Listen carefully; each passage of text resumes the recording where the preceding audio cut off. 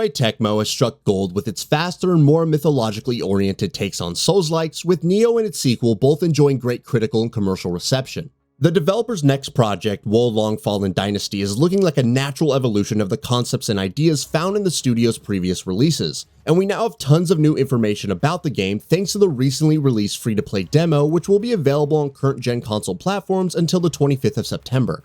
We have played through the demo, and here are 10 new things that you need to know about Wo Fallen Dynasty. Classes and how they work. Wo Fallen Dynasty follows the Souls-like rulebook pretty closely in this regard, and immediately upon starting a new game, players will be prompted to choose from one of the available classes.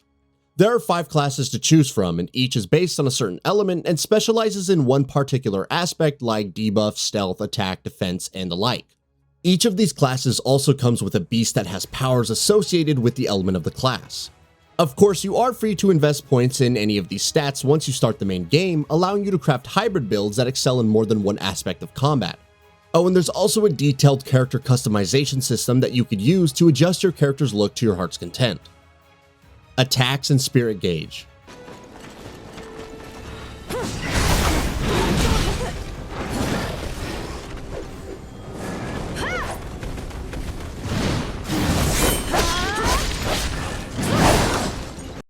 Wo Fallen Dynasty offers plenty of ways to wreak havoc upon their enemies, and at the epicenter of it all is the Spirit Gauge. It's a lot like Sekiro's posture system, but it has some nuances that help distinguish it from its inspirations. You can use accumulated positive spirit to call beasts, but if your spirit gauge reaches a negative limit, you will be momentarily stunned. Over on the offensive side of things, Wo features 2 types of attacks, a normal light attack and a slightly heavier spirit attack. The light attack helps in accumulating positive spirit, while spirit attacks consume spirit points from the same pool.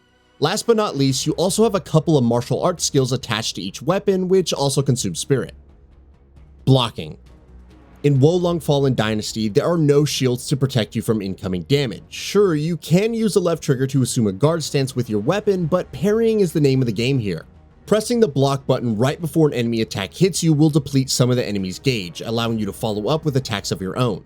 Critical attacks can't be blocked like this, and will need to be counterattacked with precise timing through a different button combination.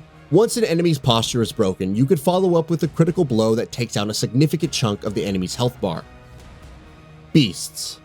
As mentioned before, each class comes pre-equipped with a beast summon. While you start the game with the beast that is associated with your class, you are free to change the equipped beasts at a battle flag, which are basically the game's checkpoints. Once you accumulate enough spirit, you can call upon the equipped beast, which will then start to wreak havoc upon your enemies, while also imbuing some special powers to your player character, such as an elemental buff to your weapons, among other things. Morale rank.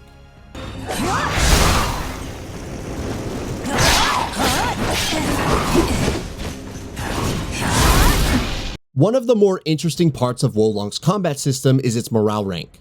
The player character and every enemy has a morale rank associated with them, which is an average estimate of the enemy's stats and difficulty. Ideally, your morale rank should be in close proximity to the enemies that you are fighting, otherwise you're going to have a tough time getting through these fights. Your morale rank increases with every defeated enemy, but will also go down upon death. Once you reach a new checkpoint, your current morale rank gets locked to that number, meaning that it won't drop below that number after death or defeat. Dealing critical blows to your enemies also lowers their morale rank, which is an advantageous tactic that's worth looking into. Boss fights. Wo Fallen Dynasty is an unforgiving game right from the onset, and the boss fights are going to be a brutal test of the player's skill level and understanding of the game's mechanics. It seems as though every boss will have 2 phases at the very least, with the latter of them obviously being tougher than the former. The boss at the end of the demo shows off a bevy of hard-hitting moves with plenty of range and variations, and being even slightly careless about things will surely spell instant doom. Levels.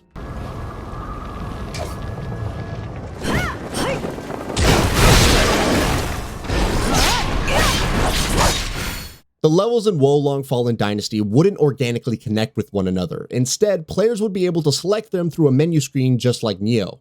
That said, each level is going to be sprawling arenas that loop around itself and are filled with different enemy types and rare loot drops. There are multiple side paths that players can explore, alongside shortcuts that should make the next run to the boss arena that much more manageable. Co-op and PvP. While PvP can't be accessed in the demo, developer Koei Tecmo has confirmed that Wo Fallen Dynasty will feature full support for the same, meaning players will be able to duke it out against one another using their favorite spells and weapons. Co-op will also play a major role in the game, allowing players to summon friends to help overcome the many challenges that lie ahead. In addition to summoning other players in online mode, Wolong Fallen Dynasty will also feature AI companions that should aid solo players in their journey through ancient China. Weapons.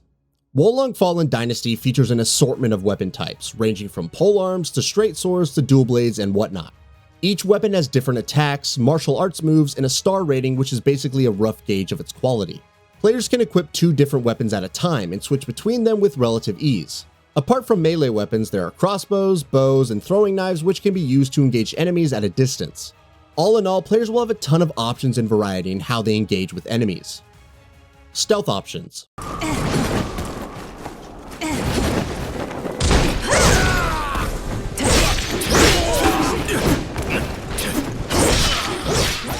While stealth isn't going to be the focus of the experience, Wolong Fallen Dynasty does offer some options for players to silently thin the enemy resistance before swords eventually start to clash. You could deal critical blows by sneaking behind an enemy or by performing an aerial strike from the skies above. Headshotting enemies through powerful bows is also a great tactic for the same. Of course, investing in stealth-related stats will also help in increasing the efficiency of these tactics by a significant margin. That's all for now. If you enjoy what you saw, please hit the like button. And if you're new to the channel, now is a great time to subscribe. We upload brand new videos every single day. After subscribing, don't forget to enable all notifications by clicking the bell icon. Thanks for watching this video, and we'll see you next time, right here on Gaming Bolt.